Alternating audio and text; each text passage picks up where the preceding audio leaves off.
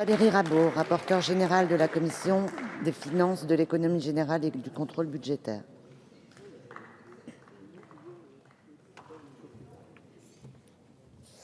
Madame la présidente, monsieur le ministre, monsieur le président de la commission des finances, mes chers collègues, après avoir débattu lundi dernier du projet de loi de règlement portant sur l'exercice 2015, nous débattons ce matin des orientations financières, des orientations des finances publiques pour les prochains exercices.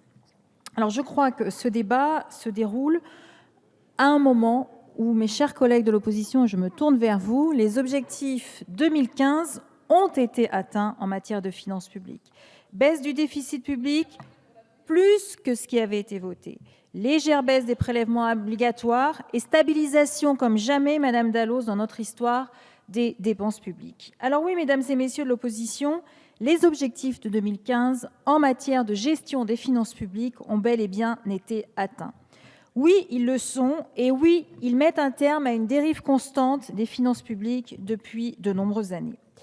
Dès lors, l'objectif pour les années 2016 et 2017 est de poursuivre cette amélioration tout en activant plus encore les leviers de soutien à la croissance économique. Ces leviers sont pluriels. Pour que cette croissance économique devienne solide, il faut qu'ils soient tous au vert. Dans sa dernière note de conjoncture, l'INSEE confirme cette reprise de la croissance en 2015, 1,2% après 0,7 en 2014, et table sur une croissance économique à 1,6% pour l'année 2015. Il pointe toutefois, l'INSEE, un déficit de convergence entre quelques facteurs susceptibles d'accélérer cette reprise.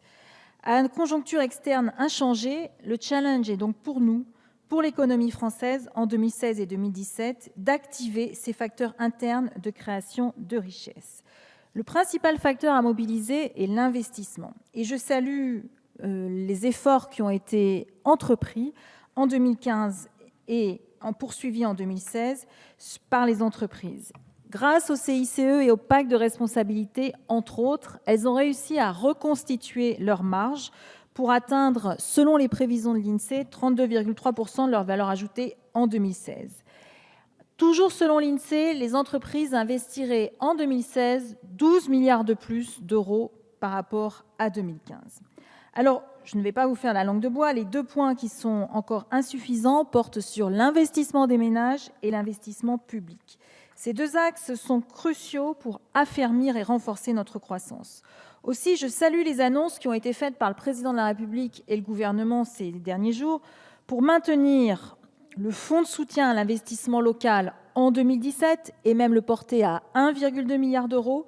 Cela renforcera les axes qui ont d'ores et déjà été mis en œuvre depuis 2012. En effet, les administrateurs de la Commission des finances, que je remercie, ont réalisé un recensement exhaustif des subventions versées par l'État pour l'investissement, qu'il s'agisse des communes ou des EPCI. Et ainsi, depuis 2012, les communes et les EPCI de 76 départements de France ont vu ces investissements en euros sonnant et trébuchant, monsieur le président de la Commission des finances, ont vu ces subventions d'investissement augmenter depuis 2012. Le fonds de soutien à l'investissement local, qui est opérationnel depuis 2016, renforcera encore cet effet. Je salue également l'annonce du président de la République d'envisager une nouvelle baisse d'impôt sur le revenu en direction des classes moyennes, ce qui leur permettra de renforcer aussi leur investissement. Alors revenons-en maintenant aux objectifs en matière de finances publiques stricto sensu. Tout d'abord, je me permets, monsieur le ministre, de déplorer l'envoi tardif du rapport du gouvernement préparatoire à ce débat, puisque nous l'avons reçu pendant la commission des finances qui s'est tenue mardi après-midi. Le gouvernement maintient, le ministre nous l'a rappelé, l'objectif de réduction du déficit public à 2,7% du PIB en 2017, ce qui va nous permettre de respecter nos engagements européens. Cette perspective, présentée par le gouvernement, se fonde notamment sur une réorientation des dernières mesures du pacte de responsabilité et de solidarité pour être plus en faveur des PME. Cette dernière tranche prévue d'un montant de 5 milliards d'euros sera réalisée via une baisse du taux de l'impôt sur les sociétés en faveur des PME, l'augmentation du taux du crédit d'impôt pour la compétitivité et l'emploi, une prolongation jusqu'au 31 décembre 2017 de la mesure de suramortissement de 40% pour les investissements productifs. Parallèlement, le ministre l'a également rappelé, la maîtrise continue des dépenses publiques reste le levier essentiel pour assurer nos objectifs de solde public. Les crédits de l'État seront relevés en 2017 de 5,6 milliards d'euros par rapport à la planification du programme de stabilité. Par ailleurs, les collectivités locales bénéficieront en 2007 d'une baisse réduite de leur dotation par rapport à ce qui était prévu, et ce pour un montant de 1,2 milliard d'euros. Quand on somme les deux, cela aboutit à financer 6,8 milliards d'euros de dépenses nouvelles. Elles seront intégralement financées par le décalage des mesures en faveur des entreprises pour 4,2 milliards d'euros, un surcroît de rendement de la lutte contre la fraude 1,4 milliard d'euros, une baisse du coût des contentieux fiscaux anticipée pour 700 millions d'euros et une réduction de la charge de la dette prévue à hauteur de 500 millions d'euros. Quand vous sommez le tout, vous arrivez bien à la somme qui est nécessaire de financer. En conclusion, je souhaiterais rappeler le dilemme auquel est confrontée notre économie.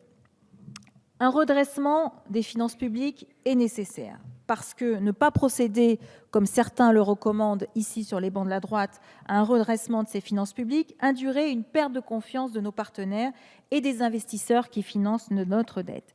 Mais il faut le faire de manière équilibrée, il faut le faire à un rythme équilibré pour préserver cette croissance qui a repris en 2014, qui a repris en 2015, ça a été confirmé, qui doit continuer à reprendre en 2016.